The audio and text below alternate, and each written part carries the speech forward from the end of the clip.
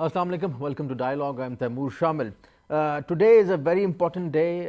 Today, Foreign Minister Shah Mahmood Qureshi and DG ISPR General Iftikhar Babar both did a press conference, and the press conference was very important in many ways. First of all, the way India is being exposed today, that is unprecedented. Of course, Pakistani officials have been talking about Indian involvement in the subversive activities in Afghanistan, but today was special in a way that specifically the bank details of the Indian officials, the way funds have been transferred from India to Afghanistan, to the terrorist organizations over there, the nexus between TTP, Jamaatul Ahrar and Hizbul Ahrar with BLA and other terrorist organizations. This was mentioned specifically. Both officials, Pakistani officials, Foreign Minister Shah Mahmood Qureshi and DG ISPR, mentioned the specific names of the Indian army officials, handlers, Indian handlers. Their names were mentioned. The terrorists and their names were mentioned who are being treated in India, in Indian hospitals for that matter, number of camps that are run by India, inside India and in Afghanistan. So primarily the focus was to expose India at every level. This was a big expose by the Pakistani authorities. We'll be discussing about this in our special show today. Also, we'll be discussing about the unprovoked firing and aggression from the Indian side on line of control. Innocent Pakistanis lost their lives in this shelling, and this continues almost every other day on the Pakistani side in Azad Jammu and Kashmir. This certainly needs to stop, and Pakistan gave a befitting response to the Indian army. But as I said, this has to stop, and the world has to listen to what is happening in Indian occupied Kashmir. For the last 73 years, Kashmiris have been fighting for their right to self-determination. Each and every day is a struggle for the people of Kashmir, and this struggle would continue. Pakistan stands with the people of Kashmir. We are joined by a special guest today. We are joined by Dr. Asma Khwaja, renowned academic, and she is an author of a book on Pakistan-India relations, Shaking Hands with Clenched Fists. Welcome to the show, Dr. Khwaja. We are also joined by Mr. Altaf Hussain. He's an activist and also Kashmiri leader, Hurriyat leader. So welcome to the show. On Skype, we are joined by Mr. Muhammad Nafis Zakaria, Pakistan's ex-High Commissioner to United Kingdom. I welcome to you, sir. Thank you for joining us. Dr. Khwaja, specifically starting with today's pressure, very important pressure. Pakistan exposed India, as I just mentioned, on many levels. The exact details that I just mentioned were mentioned by Foreign Minister Shah Mahmood Qureshi and DG ISPR. How important was this information for Pakistan to give it out to the world, to know what India is doing at the moment?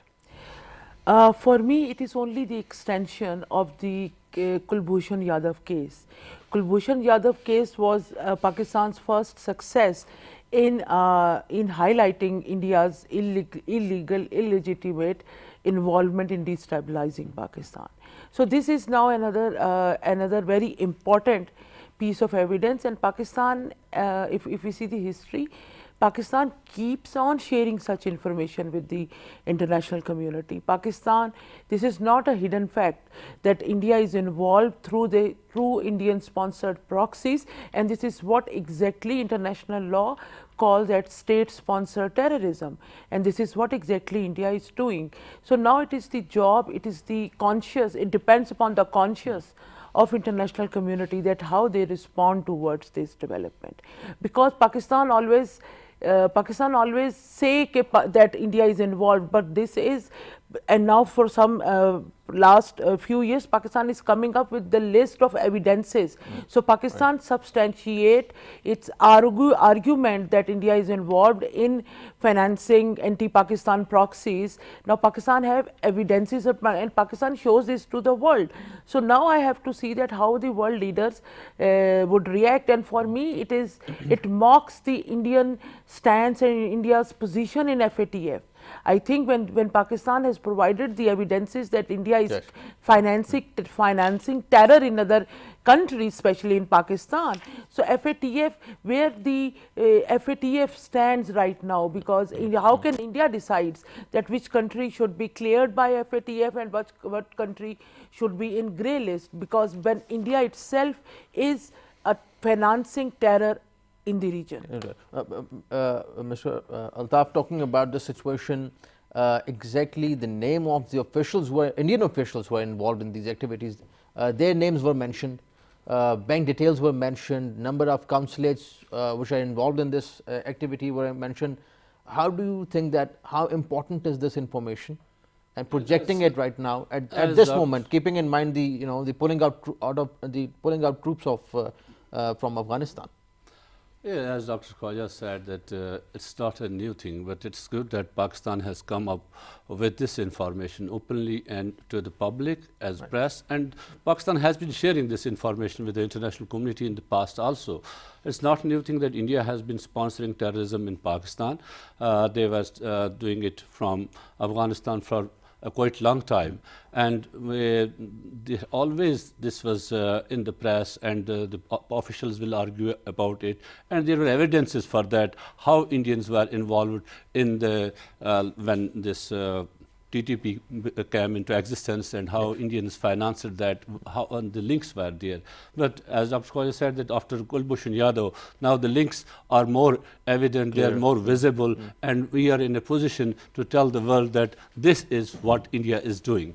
India is also doing the same things in Balochistan. They have been doing it, and the day the CPAC thing came into existence, when it was decided that CPAC will be built and all that, and from that day they tried to destabilize Gilgit-Baltistan. They tried to create some problems over there, financing terrorism there, financing sectarian violence in Gilgit-Baltistan, and also they tried a lot to do the same things in Azad Kashmir, but fortunately we should say that people of Azad Kashmir never responded to the Indian propaganda. They never responded to the Indian pulai, and they always negated that and gave them a befitting reply. That's why we see that Azad Kashmir by and large remained a peaceful area for the whole period of time. But they did it in Gilgit-Baltistan because that also had a link with from the Afghanistan and other adjoining areas. They came over there, so they have been doing it. And then we should not forget Modi himself. He admitted in Dhaka India's role in destabilizing Pakistan to create Bangladesh as an Absolutely, and independent this country. mentality has been there. We will be discussing about it. Dr. Khwaja, talking about this pressure, do you think that Pakistan also needs to bring up this issue with the Afghan authorities? Because we have been collaborating in this fight against terrorism and extremism. US forces have been there. So all this is going on. We have to ensure our security and their security as well. They have to ensure their security. How can we bring up this issue with the Afghan authorities and probably the US forces over there? Pakistan not only needs to bring this issue up with the Afghan authorities, but all the other stakeholders in Afghanistan, for example, the USA, because USA would be able to leave Afghanistan if there would be, if the role of spoilers would be limited in Afghanistan. So Pakistan not only needs to take this issue up with Afghanistan, but all the other stakeholders in peace in Afghanistan, for example, the USA itself and UNO, because US will never be able to materialize its peace in Afghanistan with Taliban until or unless we are able to maintain or to contain the role of spoilers in Afghanistan peace process. And right now, with all these evidences presented by Pakistan, it is evident that India is one of the biggest spoiler, which doesn't want USA, which doesn't want peace in Afghanistan, one, and USA to leave Afghanistan. So this is what India is planning to keep US forces and other peacekeeping things engaged in Afghanistan. So this is really a very important issue, and I think Pakistan should approach different consortiums which are working on these issues. For example, the consortiums like Russia, China, America, Pakistan, Iran, all those countries which would be affected by if the destabilization would be inculcated in their countries through the funding of India. So if Pakistan would be unstable, or if there would be threats to CPEC, those threats would not be exclusively for Pakistan. Those would affect China, Central Asia, Iran, and all other regional countries and regional peace. So this is not a limited or like an exclusive issue only about Pakistan. It is about the region. ensuring the sustainable peace and prosperity in the region. Right. Ambassador Zakaria, how do you see this specific press conference, and what would be the impact of this official statements made by Foreign Minister Shah Mahmood Qureshi and DG ISPR?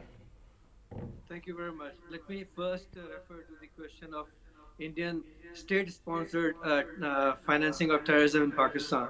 In this regard, I would like to invite your attention to what the former Defense Secretary of United States had said, Mr. Chuck Hagel. His video surfaced in 2003, in which he was informing, giving us, addressing a conference where he mentioned that how India finances trouble in Pakistan from Afghanistan. So this is on record. This is available on record also.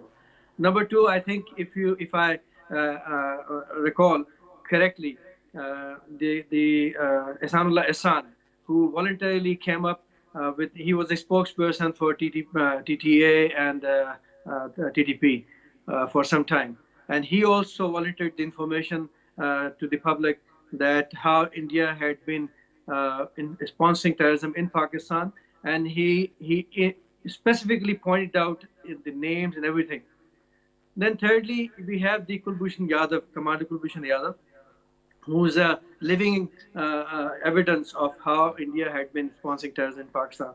Now, India has actually mastered the art of staging terrorist attacks on its own territory and also in Indian occupied Jammu and Kashmir, and blaming it on Pakistan or other, the other forces.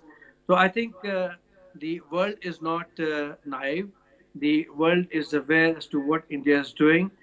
There are two things I want to highlight in this regard in the diplomatic context, that at the international level, since I have served at in the United Kingdom, there is a great awareness about Indian designs and how India has been impelling the peace and security in the region by way of ceasefire violations and also other provocative activities that India constantly carries out. So the parliamentarians, the British parliamentarians are well aware. Across the party, the British parliamentarians have been raising voice. There had been more than 90 questions tabled in the British Parliament about the conduct of India, especially in the context of human rights violations. So as far as awareness is concerned, I think Pakistan had been very successfully creating awareness about the Indian activities. Officially, yes, the Western powers have so far refrained from admonishing India openly, condemning Indian act, but definitely privately, they had been talking to the diplomats at various levels to inform that how they have been taking, consulting the Indian government at various levels to caution them. I think this is very important that everybody needs to understand. I just want to briefly invite your audience attention to one more very important fact. You remember that in 2009, International People's Tribunal, they actually surfaced mass graves, more than 3,000 mass graves across 6 districts in Indian occupied Jammu and Kashmir. And all these mass graves had multiple number of bodies. And every Indian clarification was that these are the infiltrators who come from across LOC from Pakistan side. But when the DNA test and other tests were carried out, it transpired that all of them were the indigenous Kashmiris who were killed in fake encounters or staged encounters, and they were labeled as terrorists. So I think Indian lies about terrorism is definitely before the world. Right, definitely. Ambassador Zakaria, please stay with us online. Mr. Altaf, talking about, first of all, the environment that we are living in. That is very important. Putting things into perspective, India's situation at the moment, regionally, we see that rather India is getting isolated day by day. I mean, having no good relations with China, Nepal, Bangladesh for that matter, Sri Lanka, Pakistan, and in Afghanistan, especially after today's pressure, we see that India has been exposed. So, looking at the regional environment, we see India being exposed and isolated. Do you see it that way? Yeah, it has been since the BJP government took in the conduct of the BJP government in the region, the way they dealt with Nepal, they dealt with Sri Lanka, they tried to do after this NIA and all Yes. these constitutional amendments in India that affected the Bangladesh, and also with Pakistan they had already, and recently with China after 5th of August 2019 when they scrapped the autonomy of Indian occupied Kashmir and then disseminated the state into 2 union territories. After that they had an inner rift with China on the border.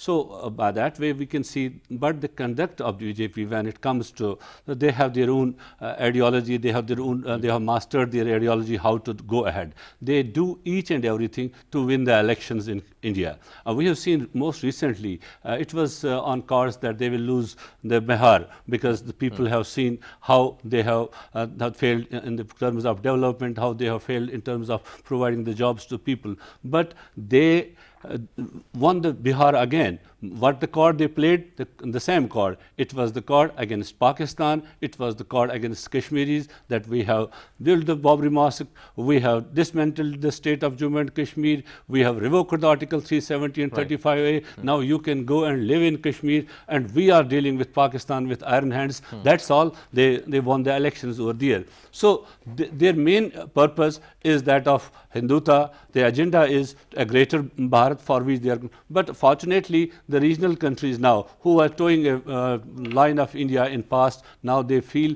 that what the real agenda of the India is, how the Indian government is behaving in the region. That's why India is now in a way isolated in the region. And this event, I think now the government of Afghanistan, who is in power in Afghanistan, they should have some sort of sense to look at their relations with the Indians, because they have been with the Indians for past time. It's because of their favor to Indians that India was able to build these terrorist hubs in Afghanistan. So I think I was yesterday reading a news that Prime Minister Khan is visiting Afghanistan. So maybe he may bring all these facts in the notes of the Afghan government, and then Afghan government will have to act on it if they want to see the peace in Afghanistan. Because Right.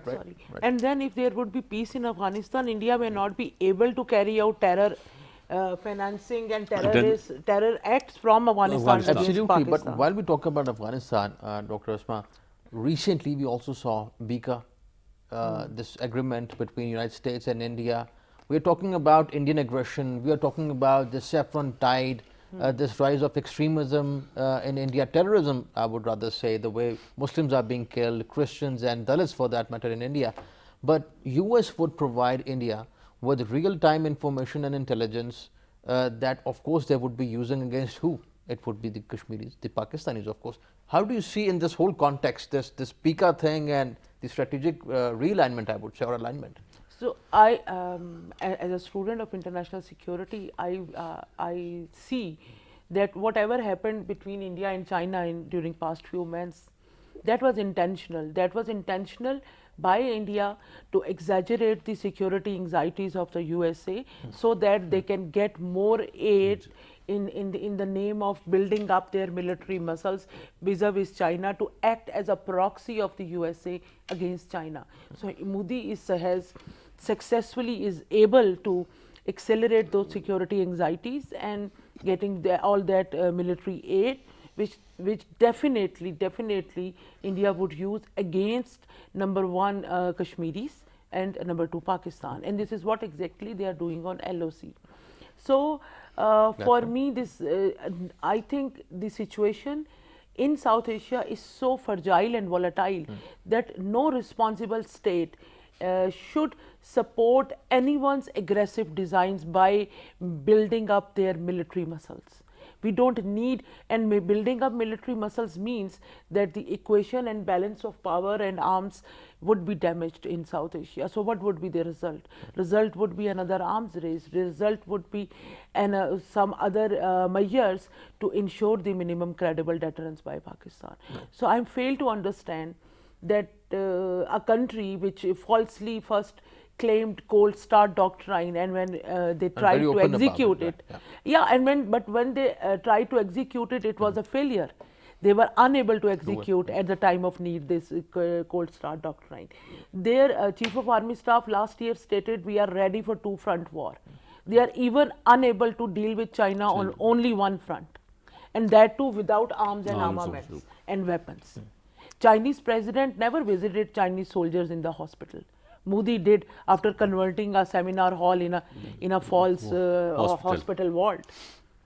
So we need to see and analyze that India, anything feeding Modi's war hysteria is dangerous not only for the region but the international peace and security. Rightly said. And Mr. Zakaria, looking at the situation, today's press conference, both officials also mentioned CPEC, China-Pakistan Economic Corridor, and how India is specifically trying to sabotage CPEC. And so it's not just about the Kashmiris, Pakistan generally, or China.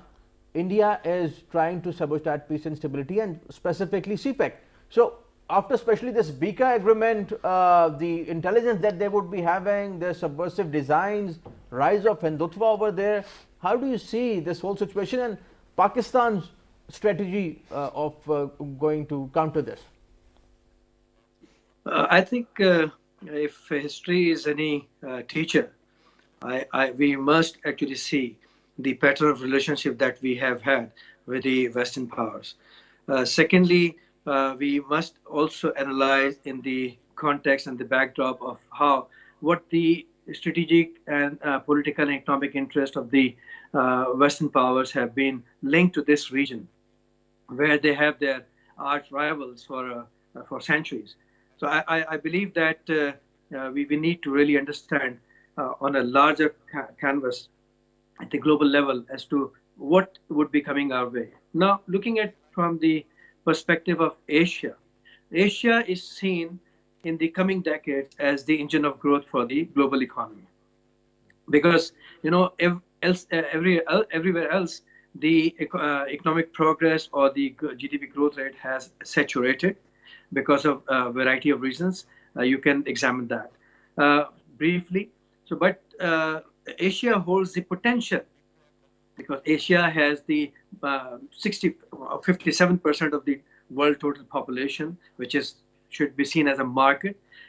Then in Asia, more than 80% countries are developing countries, which means there is more surface to scratch for economic opportunities. So the powers who have the capacity to exploit that, they are looking at it from that angle. And definitely, and in terms of political and strategic interest point of view, India is also seen as a counterweight to China, though may not be correctly assessed.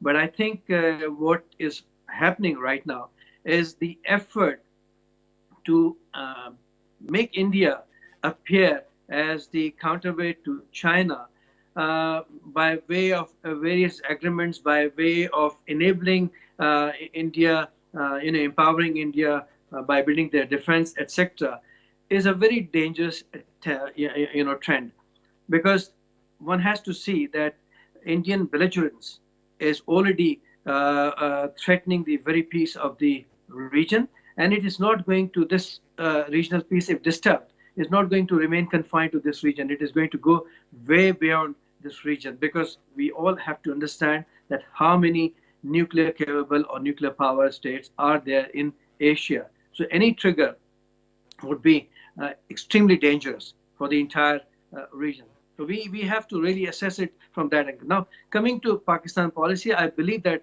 what Pakistan right now doing, the current government, has to maintain the course of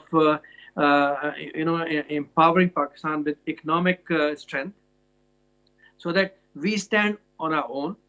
we are able to confront any situation, any adversity that comes Pakistan's way. Right, right. Mr. Vani, talking about the new trends globally, I mean, there is this rise of right wing in Europe, for that matter. We see that in US. A few months back, 25 members of European Union, they visited India on the invitation of Modi government. Although later the EU said that they were visiting in their private capacity, but still they were EU members and they visited Indian occupied Kashmir. They saw the situation over there and they were there not for the Kashmiris but for the Indian government. This rise of right wing globally, the nexus of right wing, Prime Minister Imran Khan has made this analogy of Nazi forces with RSS and BJP. How do you think that the international community can counter this nexus of Hindutva right wing and the European right wing? You see, till date we do not see any impact, though it is discussed everywhere, the Hinduta, rise of Hinduta and all that. Prime Minister Khan wrote in New York Times and Washington Post twice. Mentioned at UNGA for that mentioned in UNGA for that purpose.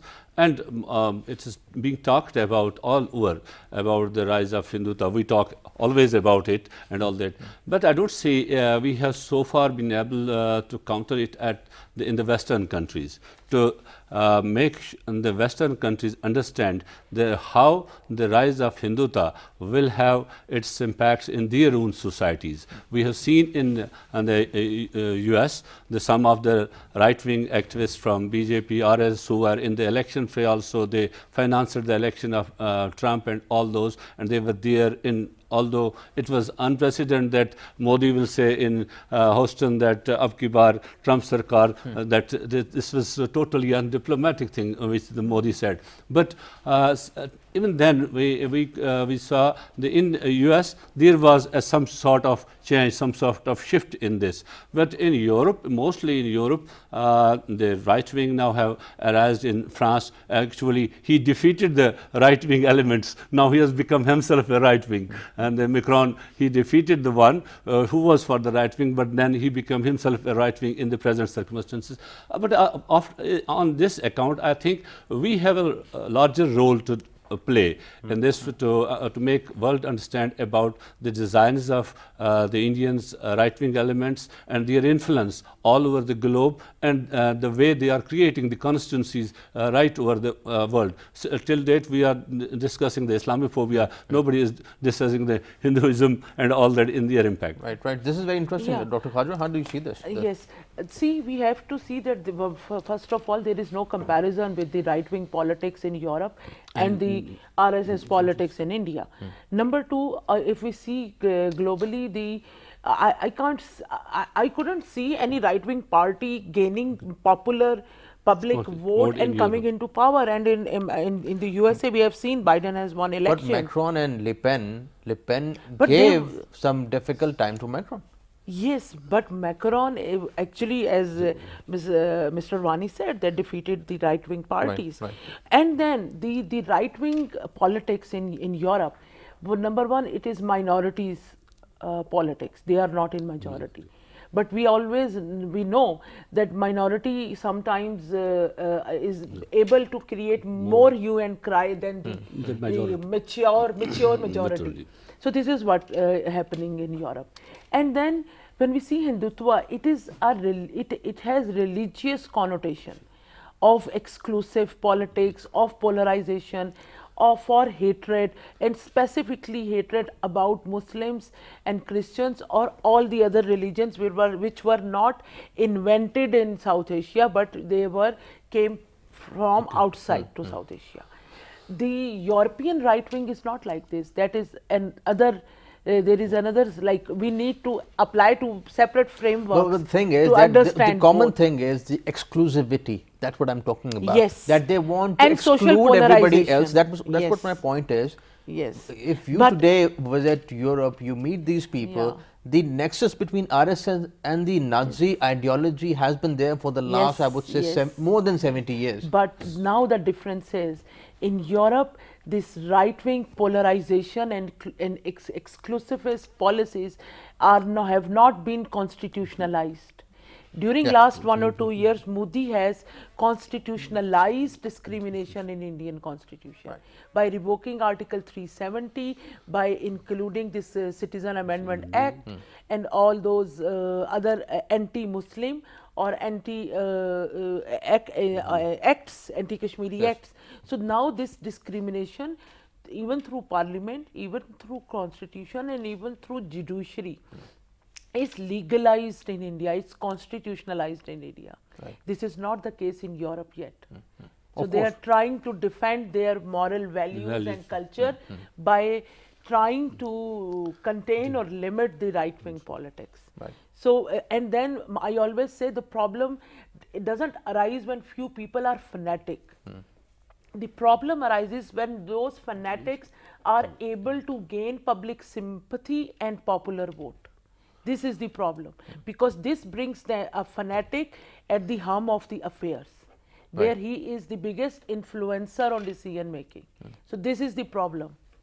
In other countries, right wing is not. No, this is not the problem. But my point is that they certainly have this nexus.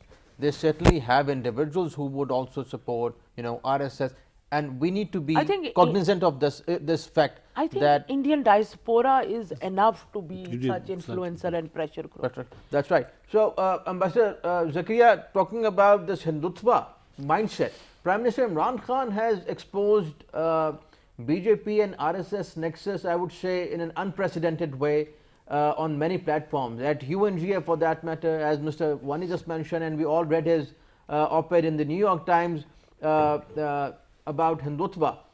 How important it is for the world to know about the Hindutva ideology, mindset, and especially talking about this analogy that Prime Minister Imran Khan drew between Hindutva and the Nazi forces, Nazi ideology.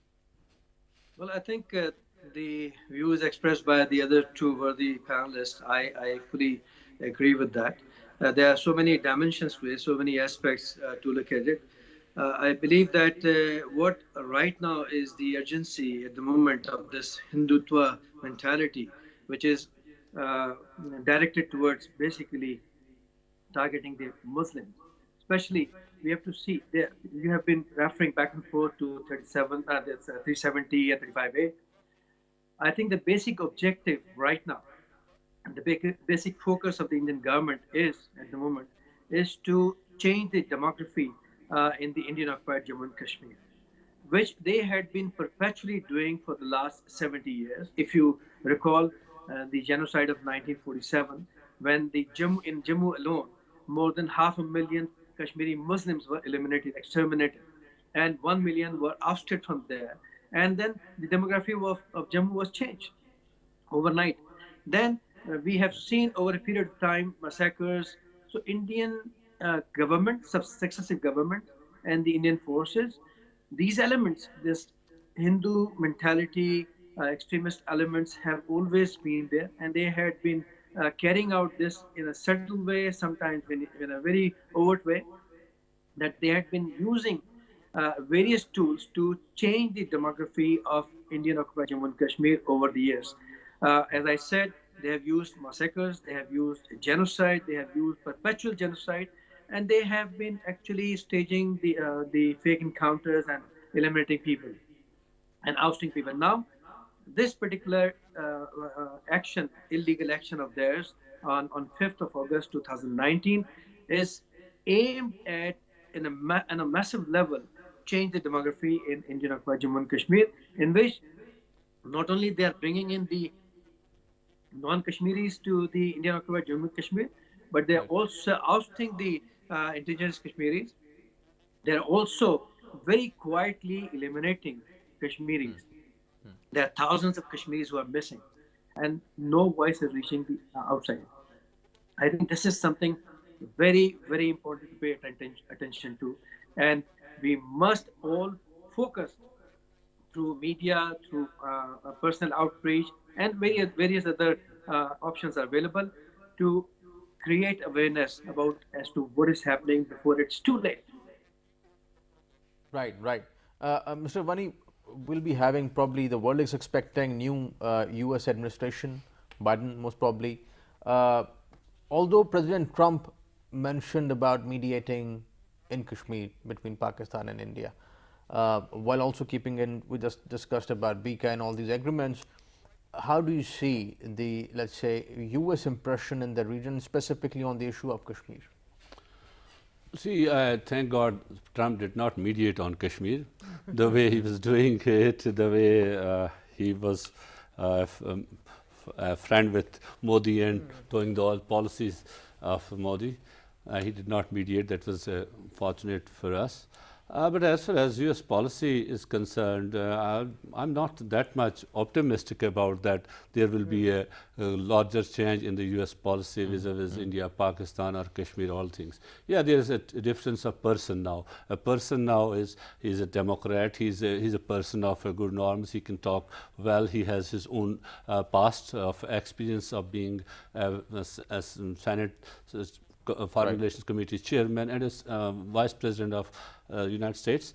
But I don't think there will be a big change in the US policy vis-a-vis this region, because at least Biden has been very hard on China like Trump. So the main focus in this region is actually it is China. It's China policy will because we are in the other side of the group, we are with the China, so I don't think there will be a much greater change in the policy. In politics, but Dr. Asma, Democrats claim to be the proponents of human rights, the liberal values globally.